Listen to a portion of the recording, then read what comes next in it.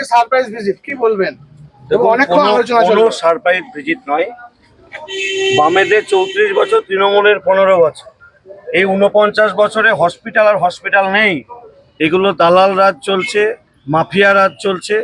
এখানে ট্রিটমেন্ট মানুষ পায় না, চিকিৎসা পায় না। এখান থেকে রেফার করে দেওয়া হয়, মানুষকে জমি জায়গা বিক্রি করে নার্সিংহোমে যেতে হয়। এই কালচার তৃণমূলের আমলে হয়েছে।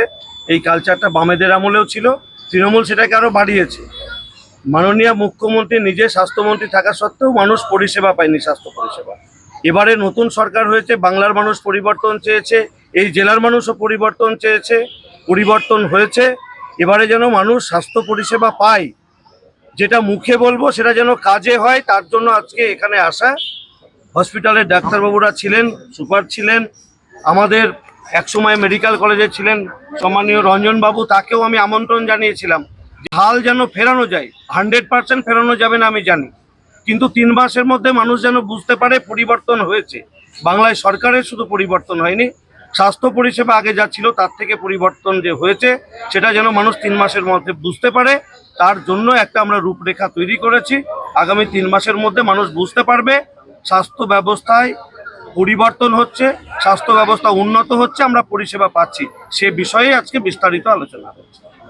আমরা সম্মানীয় বিধায়ক মাননীয় শ্রী গৌরীশঙ্কর ঘোষের উদ্যোগে আমরা লালবাগ মহকুমা হাসপাতালের যে পরিষেবা সেটা নিয়ে আমরা একটা পর্যালোচনা করলাম, এবং আমাদের মাননীয় সুপারিনটেনডেন্ট সাহেব এবং অন্যান্য চিকিৎসক এবং চিকিৎসক কর্মী যারা রয়েছেন তাদের সাথে কথা বলে যেটা বুঝলাম যে লালবাগ মহকুমা হাসপাতালের এই অঞ্চলের মানুষের যে দীর্ঘদিনের দাবি দেওয়া, এবং একটা মানুষ যখন আসেন তখন তার উপযুক্ত চিকিৎসা, রেফার রোগগুলো যাতে বন্ধ করা যায়, নিয়মানুবর্তিতা, চিকিৎসকরা যেন সকাল 9টা থেকে বিকেল 4টে পর্যন্ত তারা ডিউটি করেন, এবং এখানকার পরিষ্কার পরিচ্ছন্নতা রাখা যায়, দালাল রাজকে সর্বতোভাবে একদম সমূলে উৎপাটিত করা যায়, তার জন্য সদর্থক ব্যবস্থা নেওয়া হবে।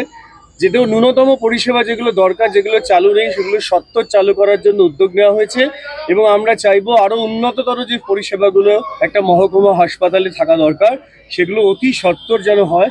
মাননীয় বিধায়ক মহাশয় এখান থেকে যথোপযুক্ত জায়গায় টেলিফোনে যোগাযোগ করলেন এই আজকে মিটিংয়ের সাথে সাথে, এবং আমরা তার থেকে আশাবাদী যে আগামী 3 মাসের মধ্যে, যেটা মাননীয় বিধায়ক সাহেব বললেন, যে আমরা প্রভূত উন্নতি দেখতে পারবো, এবং লালবাগের যে বা মুর্শিদাবাদ বিধানসভার অন্তর্গত যে সমস্ত আপামর জনগণ যে দুহাত তুলে মাননীয় বিধায়ককে আশীর্বাদ দিয়েছেন, তার একটা অন্যতম দুর্বল ক্ষেত্র ছিল চিকিৎসা ক্ষেত্র বিগত 49 বছরে, তার আমূল পরিবর্তন, সদর্থক উন্নয়ন হবে এই আশা।